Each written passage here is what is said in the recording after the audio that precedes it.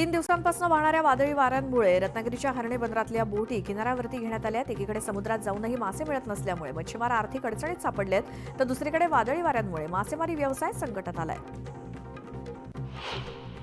पुण्याच्या भोर तालुक्यामध्ये थंडीचा कडाका वाढलाय। गेल्या काही दिवसांपासून थंडी पडत असल्यामुळे थंडीमुळे रब्बी हंगामातील पिकांना पोषक वातावरण मिळते, त्यामुळे उत्पादन वाढण्याची शेतकऱ्यांना आशा आहे। कटरा ते श्रीनगर रेल्वे मार्गावरती आता वंदे भारत एक्सप्रेस धावणार आहे। या वंदे भारतचं रेल्वे बोर्डानं अनावरण केलं। लवकरच जम्मू ते काश्मीर दरम्यानची पहिली रेल्वे सेवा सुरू होणार आहे। आज रामलल्लाच्या प्रतिमेचा पहिला वर्धापन दिन आहे। मुख्यमंत्री योगी आदित्यनाथ अभिषेक करणार असून भव्य सोहळ्यामध्ये देशभरातील संत सहभागी होणार आहेत। संभलमध्ये हिंसाचार करणाऱ्यांवरती कारवाई सुरूच आहे। दगडफेक करणाऱ्या आणखी दोघांना पोलिसांनी अटक केली आहे। 24 नोव्हेंबरला झालेल्या हिंसाचारानंतर दोन्ही आरोपी फरार झाले होते।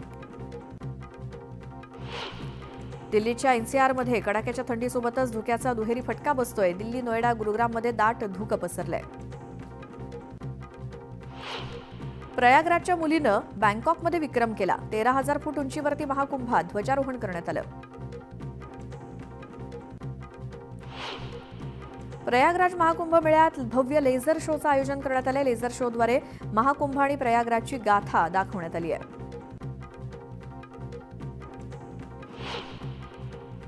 महाकुंभच्या पार्श्वभूमीवर प्रयागराजमध्ये मोठा बंदोबस्त तैनात ठेवण्यात आलाय। 13 जानेवारीपासून महाकुंभ मेळ्याला सुरुवात होणार आहे। वाराणसीतल्या काशी विश्वनाथ धामच्या 2 किलोमीटर परिसरात मांस मच्छीला बंदी घालण्यात आली आहे। जे नियमांचं उल्लंघन करतील त्यांच्यावर एफआयआर नोंदवली जाणार आहे। जनस्वराज्य पक्षाचे नेते प्रशांत किशोर यांना नोटीस बजावण्यात आली आहे। प्रशांत किशोर यांनी बीपीएससीवर आरोप केले होते आणि नोटीस पाठवून त्यांना उत्तर देण्यास सांगण्यात आलंय। उत्तर प्रदेशच्या सुलतानपूरमध्ये 2 गटात किरकोळ वाद झाला। वादाचं रूपांतरण हाणामारीत झालं। हाणामारीत अनेक जण जखमी झाले। हाणामारीची घटना सीसीटीव्हीत कैद झाली आहे। छत्तीसगडच्या नारायणपूरमध्ये नक्षलवाद्यांनी केलेल्या आयईडीच्या हल्ल्यात गावकरी जखमी झाले। सैनिकांना लक्ष्य करण्यासाठी आयईडी बॉम्ब पेरण्यात आले होते। बुलेटिनमध्ये बघूयात 25 मिनिटं 50 बातम्या। सर्व महापालिका आम्ही स्वबळावरती लढवणार आहोत। उद्धव ठाकरेंनी आम्हाला तसे संकेत दिलेत, अशी मोठी घोषणा खासदार संजय राऊतांनी केली। कार्यकर्त्यांना संधी मिळत नाही, म्हणून संधीसाठी आम्ही मुंबईसोबतच नागपूरपर्यंत स्वबळावरती लढणार। एकदा आम्हाला आजमावायचंच आहे, असं संजय राऊत म्हणाले। राजकारणात काहीही होऊ शकतं असं म्हणत भविष्यात राजकीय परिस्थिती कशी असेल हे सांगता येत नाही, असं वक्तव्य मुख्यमंत्री देवेंद्र फडणवीसांनी केलं। तर दुसरीकडे उद्धव ठाकरेही म्हणाले, उद्या काय होईल आपण सांगू शकत नाही, त्यामुळे आता भाजप आणि ठाकरे एकत्र येणार का अशा चर्चा रंगू लागल्यात। युतीच्या संकेतावरनं खासदार संजय राऊतांनी प्रतिक्रिया दिली। कोण कुठे जाईल येईल हे आमचे मित्र फडणवीस ठरवणार नाहीत। हे संकेत नाहीत, तर राज्यातील राजकीय वातावरण गढूळ असू नये ही आमची भूमिका आहे, असं संजय राऊत म्हणाले। व्यक्तिगत शत्रुत्वाची परंपरा भाजपपासून सुरू झाली। 25 वर्ष आम्ही भाजपचे मित्र होतो। फडणवीसांकडून अपेक्षा होती, पण त्यांना काहींनी घेरलं असं म्हणत संजय राऊतांनी शिंदेंसोबतच अजित पवारांवर निशाणा साधला। उद्या शिर्डीमध्ये भाजपचं भव्य अधिवेशन होणार आहे। केंद्रीय गृहमंत्री अमित शहा, भाजपचे अध्यक्ष जे.पी. नड्डा यांची विशेष उपस्थिती असणार आहे। विधानसभा काबीज केल्यानंतर भाजपचं मिशन आता स्थानिक स्वराज्य संस्था असणार आहे। इतर पक्षात गेलेले बंडखोर भाजपचे नेते पुन्हा भाजपात येण्यासाठी इच्छुक असल्याचं दिसतंय। ते पुन्हा भाजपच्या संपर्कात असल्याची माहिती सूत्रांनी दिली। मात्र या नेत्यांना पुन्हा पक्षात घ्यायचं की नाही याबाबत भाजपचा अद्याप निर्णय झालेला नाही। भिवंडीत ठाकरे पक्षाला खिंडार पडले। स्थानिक नेतृत्वावरती नाराज असलेल्या पदाधिकाऱ्यांनी एकनाथ शिंदेंच्या उपस्थितीत शिवसेनेत प्रवेश केला। महानगरपालिका निवडणुकीत त्याचा शिवसेनेला मोठा फायदा होणार आहे। विधान परिषदेवरील राज्यपाल नामनिर्देशित 12 आमदारांच्या नियुक्तीच्या मुद्द्याप्रकरणी ठाकरे गटनेत्यानं केलेली याचिका फेटाळताना उच्च न्यायालयानं टिप्पणी केली। सरकारनं पाठवलेल्या शिफारशींच्या यादीवर आदेश देऊन सुद्धा निर्णय न घेण्याची राज्यपालांची भूमिका खेदजनक असल्याचं म्हटलंय।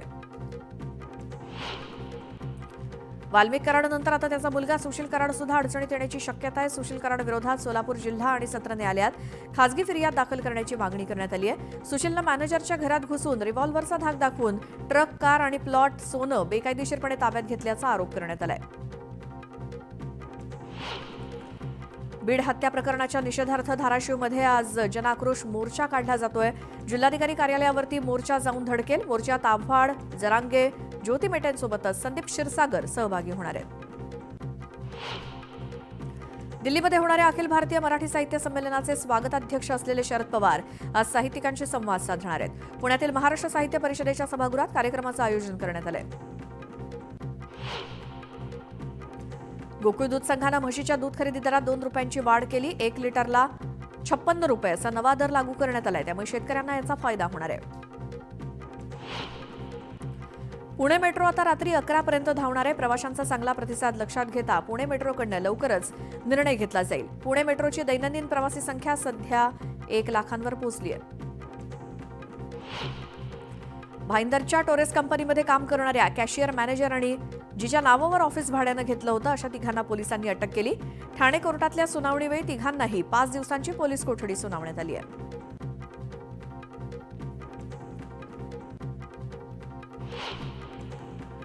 मुंबईतल्या टोरेस घोटाळ्याचा तपास आर्थिक गुन्हे शाखेकडून केला जातोय. दरम्यान टोरेस कंपनीनं गुंतवणूकदारांना 300 रुपयांचा मोयसॅनाइडचा खडा थेट 50,000 विकला. यासोबतच त्यांना एक प्रमाणपत्र दिलं अशी नवीन माहिती समोर आली आहे. आमच्या परवानगीशिवाय आरे कॉलनीतली झाडं तोडू नका असे आदेश सुप्रीम कोर्टानं मुंबई महापालिकेच्या वृक्ष प्राधिकरणाला दिलेत. झाडं तोडायची असतील तर आधी अर्ज करावा लागेल असं सुप्रीम कोर्ट म्हणाले. या प्रकरणी पुढील सुनावणी 5 मार्चला होणार आहे. 1.5 लाख कोटी रुपयांचे प्रकल्प राबवणारी मुंबई महापालिका सध्या उत्पन्नाचा स्रोत शोधतेय. खर्च भागवण्यासाठी मुदत ठेवी मोडण्यासोबतच कचरा संकलन करून मुंबईकरांच्या खिशात हात घालण्याची पालिकेची तयारी आहे. मात्र सरकारकडील 16,000 कोटींची थकबाकी अजून पालिकेला वसूल करता आलेली नाही. मुख्यमंत्री माझी लाडकी बहीण योजनेला राज्यभरात प्रचंड प्रतिसाद मिळाला. दरम्यान 2025च्या पहिल्या महिन्यात महिलांच्या खात्यात योजनेचा 7वा हप्ता जमा होणार आहे. हप्ता जमा करण्यासाठी सरकार मकर संक्रांतीचा मुहूर्त साधण्याची शक्यता आहे.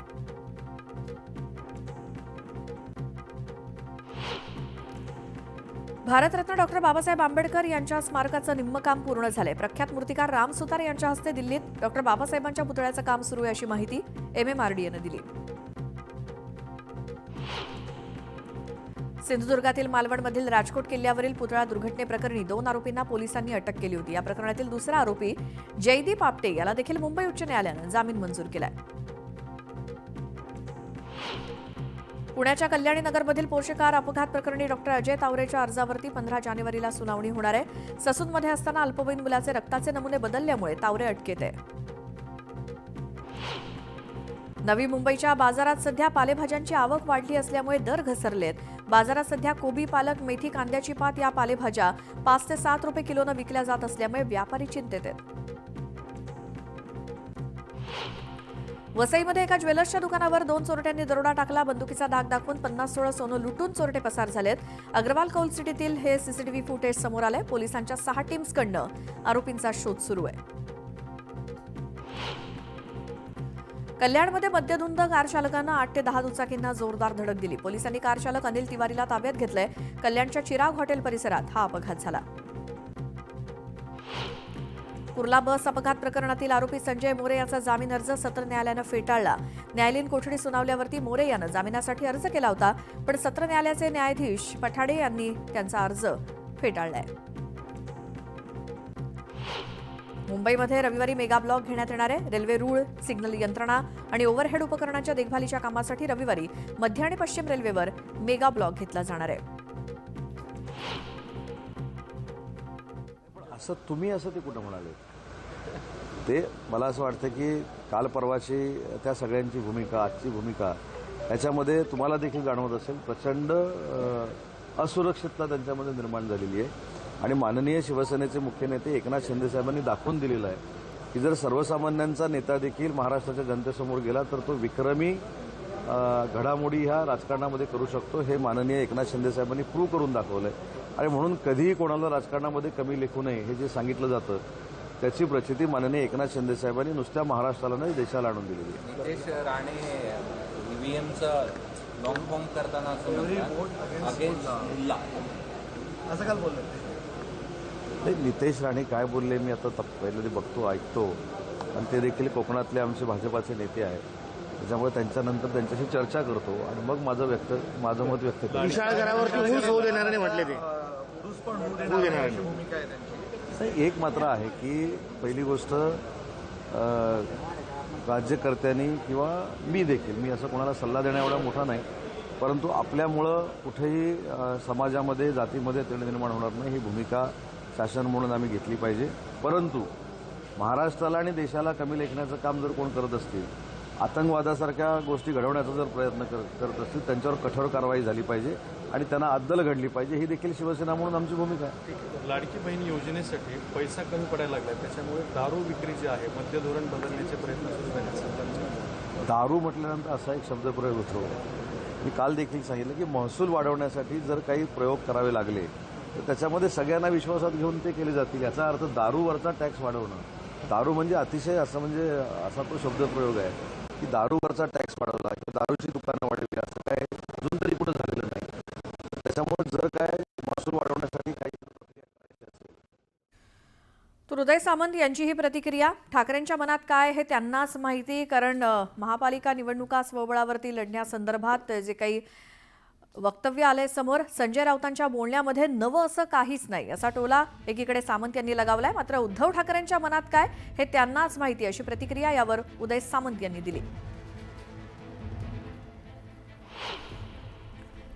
स्वातंत्र्यवीर सावरकर यांच्याविषयी वादग्रस्त विधान केल्याप्रकरणी काँग्रेसचे नेते राहुल गांधी यांना पुण्यातील विशेष न्यायालयानं शुक्रवारी जामीन मंजूर केला. या सुनावणीसाठी राहुल गांधी व्हिडिओ कॉन्फरन्सिंगद्वारे न्यायालयात हजर होते. बदलापुरात रिक्षा चालकांनी अचानक 5 रुपयांची भाडेवाढ केली. पेट्रोल आणि सीएनजीच्या किमतीत कोणतीही दरवाढ नसताना रिक्षा चालकांनी भाडेवाढ केली, त्यामुळे नागरिकांमध्ये नाराजी आहे. राज्यातील 10,733 गृहनिर्माण प्रकल्पांना महारेरानं कारणे दाखवा नोटीस बजावली होती. या नोटिशींना प्रतिसाद न देणाऱ्या राज्यातील 1,905 प्रकल्पांना महारेरानं स्थगिती दिली आहे. यात पुण्यातील सर्वाधिक 487 प्रकल्पांचा समावेश असून त्यांची बँक खाती सुद्धा गोठवण्यात आली आहेत. ठाण्यातील नागरिकांचं दैनंदिन जीवन सुखकर करण्यासाठी मुख्यमंत्र्यांच्या आदेशानुसार पालिकेनं 100 दिवसांचा कार्यक्रम आखलाय. यामध्ये कार्यालयीन कामकाज, ऑनलाईन सेवा आणि स्वच्छता मोहिमेवरती भर देण्यात आलाय. तर याची अंमलबजावणी करण्याचे निर्देश पालिका आयुक्तांनी दिलेत. मुळशीच्या सिमरन मारणे या लाडक्या बहिणीनं रांगोळीतून मुख्यमंत्री देवेंद्र फडणवीसांची छबी साकारली. मोबाईलवरनं फडणवीसांना रांगोळीची झलक दाखवतानाच फडणवीसांनी रांगोळीचं तोंड भरून कौतुक केलं.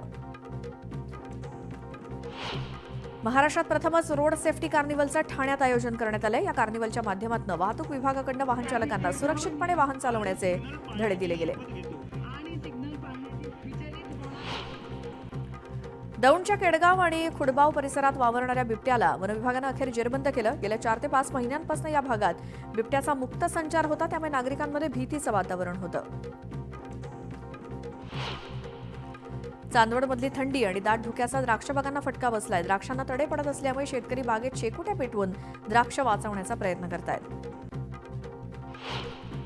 मालेगावात मंत्री दादा भुसे एका शाळेला भेट देऊन पाहणी करत असताना त्यांना अचानक उपमुख्यमंत्री एकनाथ शिंदेंनी व्हिडिओ कॉल करून विद्यार्थ्यांसोबत संवाद साधला. तुम्ही मन लावून अभ्यास करा, तुमच्या समस्या आम्ही सोडवू अशी ग्वाही उपमुख्यमंत्री एकनाथ शिंदेंनी दिली.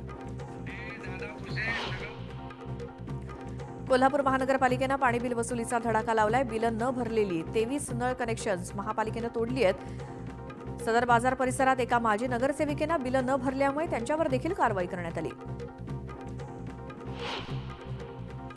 धाराशिवमध्ये तुळजाभवानीच्या शाकंभरी नवरात्र महोत्सवातील प्रमुख आकर्षण असलेल्या जलदिंडी उत्सवाला मोठ्या उत्साहात सुरुवात झाली. 5,000 सुवासिनी महिला डोक्यावरती जलकुंभ घेऊन या यात्रेत सहभागी झाल्या. बुलढाण्यामध्ये टक्कल पडण्याच्या भीतीनं अनेक गावातील लोकांनी गेल्या 8 दिवसांपासून अंघोळच केलेली नाही. बोंडगाव, कठोरा, हिंगणा, भोनगावमधील लोकांनी केसगळतीच्या भीतीनं पाणी अंगाला न लावण्याचा निर्णय घेतलाय. मात्र दुसरीकडे गावात शुद्ध पाणी न पुरवल्या गेल्यामुळे गावकऱ्यांनी संताप व्यक्त केला. नागपुरात जानेवारीच्या मध्यावधीत सुद्धा पारा 9 अंशांवरती आहे. विदर्भात नागपुरात सर्वात थंडी असून गुरुवारी 8.2 डिग्रीपर्यंत तापमान खाली गेलं होतं. पुढचे काही दिवस थंडी कायम राहण्याचा अंदाज आहे. नागपूर विमानतळ परिसरात मोकाट कुत्र्यांनी हैदोस घातला. विमानतळाच्या सुमारे 10 किलोमीटर परिसरात पाळीव प्राणी पक्षी यामुळे विमानांना अडथळा होणार नाही याची काळजी घेण्याच्या सूचना नागपूर विभागीय आयुक्त विजयलक्ष्मी बिदरी यांनी दिल्या. राज्यात एकीकडे वाघांची संख्या वाढत असताना नागपुरात अवघ्या 10 दिवसात 5 वाघांचा मृत्यू झालाय. मृत वाघांपैकी 2 मृत वाघ तर अवघे 5 ते 6 महिन्यांचे बछडे असल्याची माहिती समोर आली आहे. 5 पैकी काही ठिकाणी वाघांची शिकार झाल्याचा देखील अंदाज आहे. सांगलीमध्ये कॅबिनेट मंत्री नितेश राणेंनी रॅली काढत छत्रपती शिवाजी महाराजांची आरती केली. सांगली दौऱ्याच्या वेळी नितेश राणेंनी सकल हिंदू समाजाकडून आयोजित केलेल्या रॅलीत सहभाग घेतला. जळगाव महानगरपालिकेनं निराधार वृद्धांसाठी 2018 पासून निराधार केंद्र सुरू केले, ज्यात त्यांना कौटुंबिक वातावरणात जीवन जगता येते. या केंद्रात 41 निराधारांना महापालिकेमुळे मोठा आधार मिळतोय. नायलॉन मांजावर आळा कसा घालणार असा सवाल नागपूर खंडपीठानं महापालिकेला केलाय. प्रतिबंधित मांजावरती केलेल्या कारवाईचे आकडे माहितीसोबत सादर करण्याचे निर्देश खंडपीठानं पालिकेला दिलेत. भिवंडीत एका महिलेचा पती आजारी असल्याचा गैरफायदा घेत तिच्या काळ्या जादूचा धाक दाखवत तिला 8,87,000 रुपयांचा गंडा घालण्यात आला. या प्रकरणी पोलिसांनी भोंदू बाबाला बेड्या ठोकल्यात. नागपुरातील तुळजाईनगरमध्ये घरगुती वादातनं पतीनं पत्नीची हत्या केली. चारित्र्यावरून संशय आल्यानं पतीनं हे कृत्य केलं. हत्येला अपघाताचं स्वरूप देत पतीनं पत्नीला रुग्णालयात नेलं आणि बायको छतावरून पडल्याचा आवडला.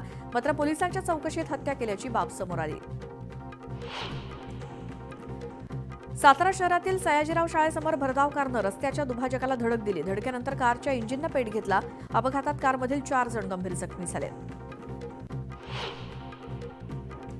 महाड तालुक्यातील वरंध गावात ट्रॅक्टर उलटला आणि एकाचा मृत्यू झाला. सतीश देशमुख नामक इसम ट्रॅक्टर ट्रॉलीसोबत शेतातून वरंध गावाकडे जात होता. यावेळी रस्त्यालगतच्या नाल्यामध्ये ट्रॅक्टर उलटला आणि अपघात झाला. छत्रपती संभाजीनगरमध्ये चटईच्या कंपनीत काम करणारा तरुण मुकुंदवाडी रेल्वे स्थानकावर रिव्हॉल्व्हर विकत होता. ही माहिती मिळताच पोलिसांनी सापळा रचून त्याला अटक केली. त्याच्याकडनं मेड इन तैवान लिहिलेलं रिव्हॉल्व्हर जप्त करण्यात आलं.